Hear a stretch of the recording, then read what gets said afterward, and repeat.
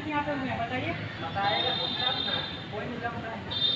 हम लोगों का यहाँ पे आज एकत्रित होने का 2 मोटो है। पहला क्या है कि हम लोग आज जो है जागरूकता से हम लोग एक जागरूकता जो है कार्यक्रम नाटक करने वाले हैं, जिसके तहत हम लोग जो है दिव्यांगजन को अपने वोट का अधिकार के उसका वोट का क्या अधिकार है, उसको वोटिंग क्यों करना चाहिए, इसके लिए हम लोग प्रेरित करेंगे, साथ साथ बताएंगे। ठीक है। दूसरा हम लोग क्या करने वाले हैं कि यहाँ पे हम लोग जो है आपस में मीटिंग करने वाले हैं।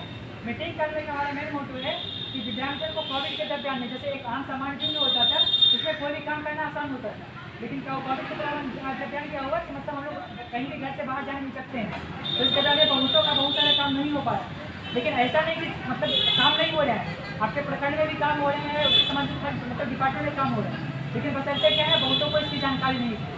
साथ ही साथ आप लोग जानते होंगे कि आप लोग में कई ऐसे लोग हैं जो डेली न्यूज़पेपर नहीं पढ़ते, डेली सबके पास एंड्रॉइड मोबाइल नहीं है। ऐसा ही बहुतों का मतलब मेरे पास कंप्लेन आया है कि हम एक व्हाट्सएप का ग्रुप क्रिएट किए हुए हैं, जिसमें कि जो भी प्रॉब्लम होता है या फिर जो भी सरकार की कुछ योजनाएं आती है तो हम लोग उसमें डालते हैं।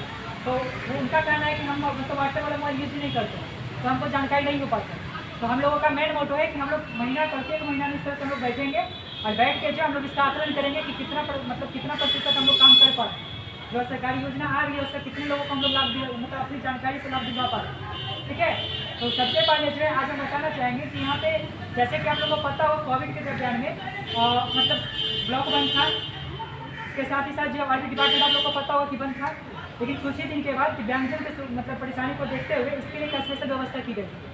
आप लोगों को पता है बुनियादी कर्मी जो होते हैं जो दिव्यांगजन के हेल्प के लिए मतलब बनाया गया है, उनको इसके लिए पोस्टेड किया गया था प्रत्येक प्रखंड में, जिनका काम था दिव्यांगजन को हेल्प करना, कॉपरेट करना, जानकारी देना।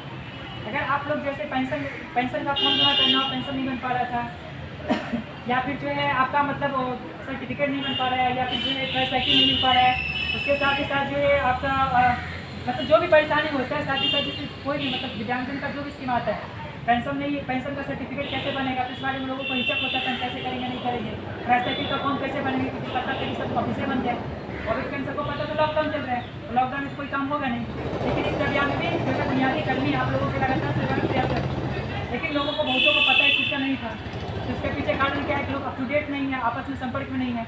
तो कभी भी जब आपस में एकत्रित रहिएगा, आपस में सम्मिलित रहिएगा, एक दूसरे के कॉन्टैक्ट में रहिएगा, तभी ना आप लोगों को एक दूसरे का जानकारी पता चलेगा कि क्या हमारी योजना है। जैसे आप लोगों को पता नहीं होगा अभी जैसे दिव्यांगजन के लिए जो स्पेशल राशन कार्ड बनाया जा रहा है, कितने लोगों को पता है? यहाँ राशन कार्ड जो बनाया जा रहा है कितने लोगों को पता है? हाथ खड़ा कीजिए, कितने लोगों को पता है? पता है कैसे बनेगा, दिव्यांगजन के लिए नहीं पता है ना। दूसरा, मनरेगा के तहत दिव्यांगजन को जो है स्पेशली रोजगार मुहैया कराया जा रहा है, कितने लोगों को पता है? नहीं पता है ना। उसके साथ साथ अभी जैसे आप लोग जाते हैं, कोई भी जैसे बोलते हैं कि बहुत सारे लोगों का मतलब मेरे पास कॉल भी आता है कि हम लोग रोजगार करना चाहते हैं, लेकिन जो हमको बैंक जो हमको लोन नहीं देती, तो ये तो मुख्य सबके साथ गुजरना पड़ता है कि बैंक का बहुत सारा प्रोटोकॉल होता है जिसको आप लोग पूरा करेंगे, माध्यम को पूरा करेंगे, तब आपको जो है बैंक मतलब लोन प्रदान करती है।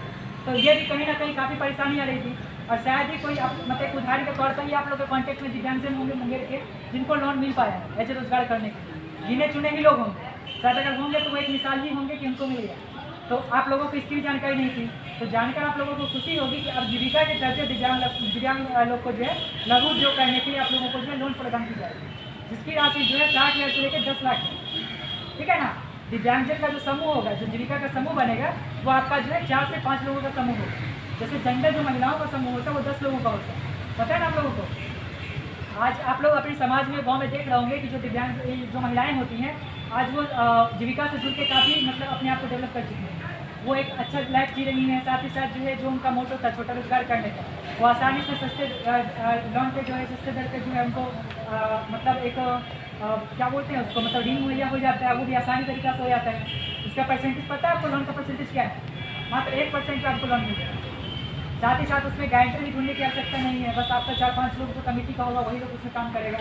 साथ ही साथ जो है जैसे पेंशन के लिए बहुत मतलब कंप्लेन आ रहा था कि ऑफिस बंद है, तो हम लोग मतलब पेंशन का कैसे फॉर्म जमा करेंगे, कहाँ करेंगे, तो पेंशन के लिए भी आपका फॉर्म जमा हो रहा है।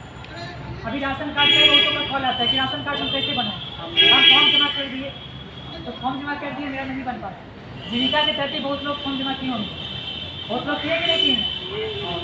जीविका के तहत काफ़ी लोग आप फॉर्म जमा किए होंगे, लेकिन बहुतों का नहीं बन के आ पाता। तो जब फॉर्म आपके फॉर्म का जब नहीं बन के आया मतलब जो है राशन कार्ड, तो आप लोग मतलब आक्रोश की भावना मन में है कि हमारा नहीं बना, आप चक्कर मार रहे हैं, दौड़ रहे हैं, भाग दौड़ कर रहे हैं, लेकिन सही जानकारी आपको नहीं मिल पा रही।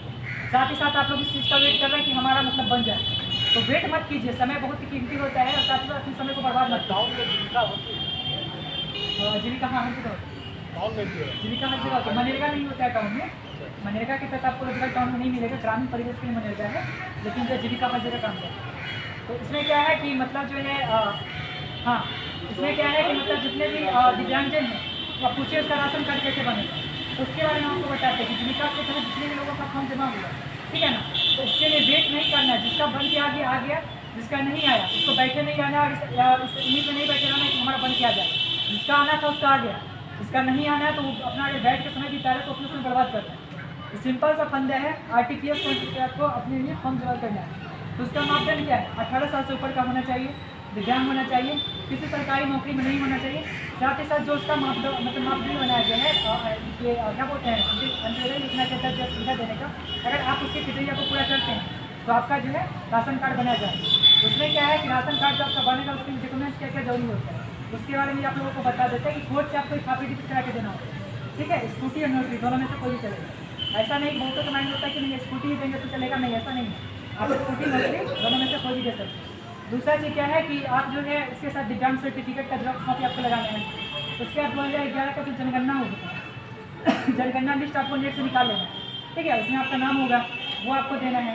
जिसका नाम ना हो, जिसका नाम न जिसका नाम एक बार पूछो देखिए, जिसका नाम नहीं हो, जिसका जनगणना में नाम नहीं हो, उसका नाम ही नहीं किया गया, जिसका वो कैसे होगा? जिसका जनगणना में नाम नहीं है तो उसका फैमिली का नाम होगा, उनके पापा मम्मी का नाम होगा, वो निकाल लेना है और वो ले जाके हुए आपके जो प्रखंड विकास पदाधिकारी हैं उनके पास कांटेक्ट करना है, उनको दिखाना है कि किसी भूल चूक के कारण आपका नाम उसको सबमिट नहीं होगा। काफ़ी ऐसा होता है, देखिएगा दिव्यांग लोग का जो डाटा ही ऑडिट होता है, जो जाके आप देखेगा आपके यहाँ से पता लेके गया तो उसमें देखेगा रिसक तो नहीं है। अच्छा ठीक है, वो हो गया, ऐसा भी रहता है। वो हो गया। अच्छा दूसरी बात, एक बार खड़ो, तो कौन बना क्या क्या आधार कार्ड में नहीं उतरा सकता है? आधार कार्ड से देखिए ये चीज़ तो जो ऊपर से बन के आया हुआ है, जो बायोलॉजी पर से बन के आया हुआ है तो उसको तो हम लोग को पूरा करना पड़ेगा। और अगर हम वहाँ के निवासी हैं तो हमको आवासीय देने में क्या दिक्कत है? अगर हम सही हैं, अगर हम वहाँ के निवासी हैं तो हमको उसका जो देने में आवासीय तो देना होता है हरिमान सिंह, कोई दिक्कत नहीं होती है है। आपको।